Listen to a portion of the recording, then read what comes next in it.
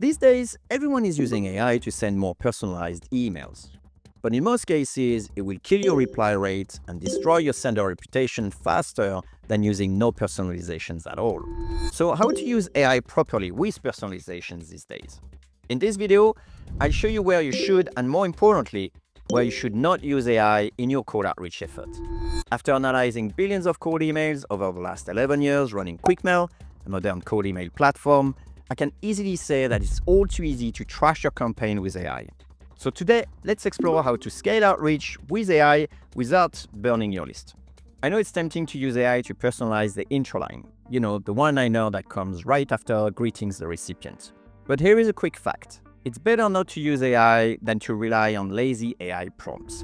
Bad prompts will hurt you more than they will help. Think about it. This is the first thing a prospect will read from you. And unless you check all those intro lines yourself, you will have literally no idea of what was sent to your prospects.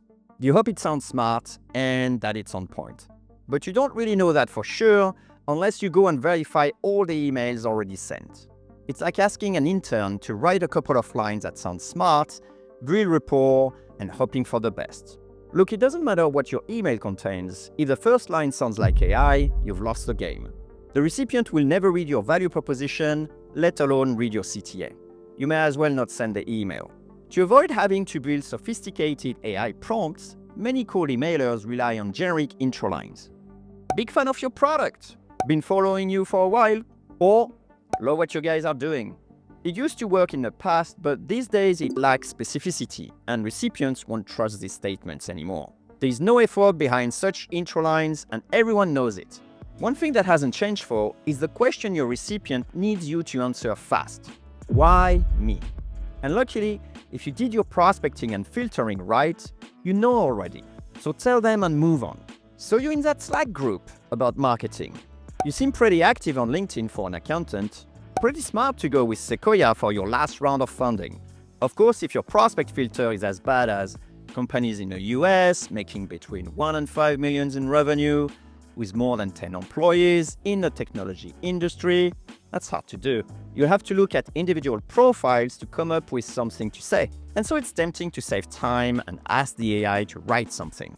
But in a world where people are suspicious of everything, your prospect ability to detect fake compliments is high, and AI rarely passes the test. It breaks trust, wrecks your entire campaign, and no one will tell you.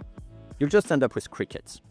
Now we've covered the main pitfalls of using AI in a cold email, let's talk practical ways to integrate it with success in your cold outreach personalization process. Given that AI is faster and better than humans at manipulating large amounts of data, it makes sense to rely on it for research and qualifying your prospects. If your ICP, ideal customer profile, is difficult to filter with searches, you can use AI to qualify the leads on your list so you don't email the wrong ones. That's actually what I did when contacting lead generation agencies to let them know about QuickMail. Not all lead generation agencies are using email or LinkedIn to generate leads. Some use Instagram, Facebook, or simply paid ads.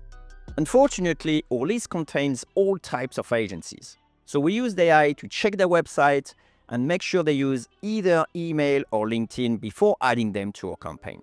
Another helpful use of AI is to accelerate research on your leads. AI can help you read their profile pages, listen to their latest podcast interviews, and summarize the last months of LinkedIn posts, all into one short paragraph. This kind of data gathering will take way too long to perform for humans. And you could instruct the AI to highlight some uncommon parts of a profile or recent achievement.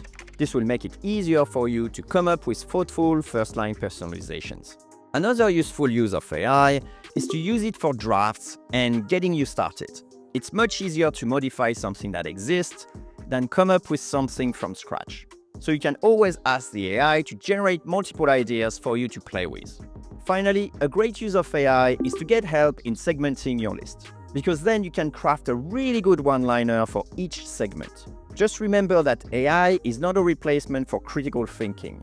You still need to play the strategist. Alright, if you insist on using unchecked AI to personalize emails, I've got a suggestion for you. Why not use the PS at the end of the email? If intro lines are risky with AI, The PS line provides a much easier alternative. Unlike the intro line, the PS doesn't have to be connected to your pitch. There's no pressure to make the connection with the value proposition. You can pick up any random information that sticks out. It is just a casual, random comment that makes it perfect playground for the AI. With good AI prompts, the AI is perfectly capable of isolating an interesting fact about your prospect and creating a compliment.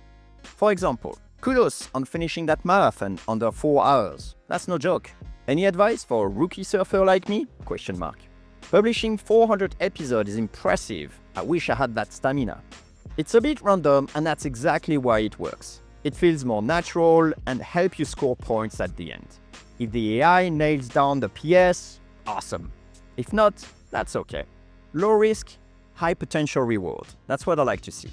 If you're not hot on using PS or reserve it for something else, think of using AI for suggestions.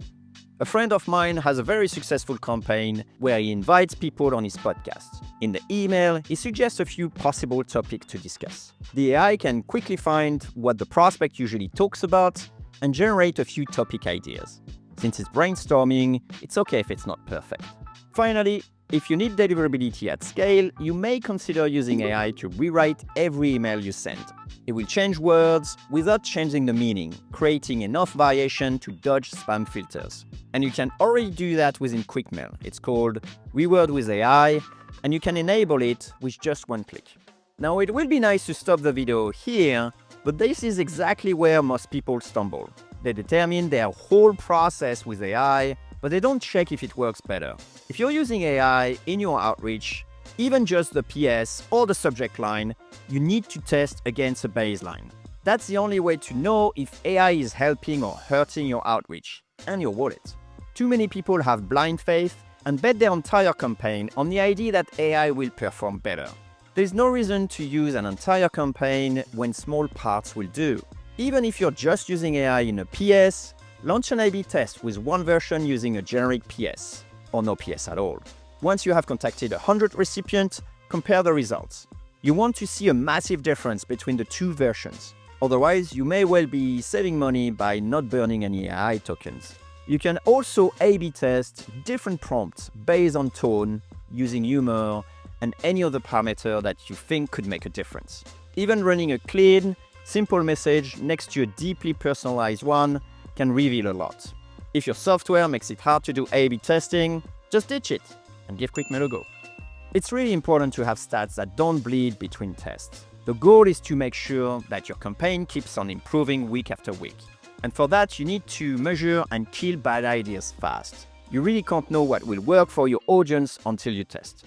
So here is a quick recap for you. If you want to personalize 1,000 cold email without AI killing your campaign and burning your money, here's how you can use AI this year. Number 1, start personalizing your list instead of your content. Use AI primarily for research and segmentation. It's much easier to personalize text to a small group than to the world. Number 2, use AI to vet your list, because no amount of clever copy will save you if your lead don't need your product or service. Number 3, experiment with a PS. I suspect this won't be as effective in the coming year, so use it now while you still can. Number 4, use Reword with AI if deliverability is an issue. And number 5, A/B test every change. Because the real goal isn't personalization, it's to build relevance and trust. Show your prospect that you care, and you'll earn the reply. Remember, as humans, we're really good at detecting fake personalizations, so do not underestimate your recipients. The market has evolved, and ChatGPT has democratized AI for everyone. So careful of AI undermining trust. We are living in a world of high skepticism, so authenticity is what people are looking for these days. If you want to scale that human touch without losing deliverability, give QuickMail a go. We have very affordable plans and a 2-week free trial. And if volume is your goal, I have the right video for you. I'll show you how to send 1,000 cold email a day without breaking a sweat.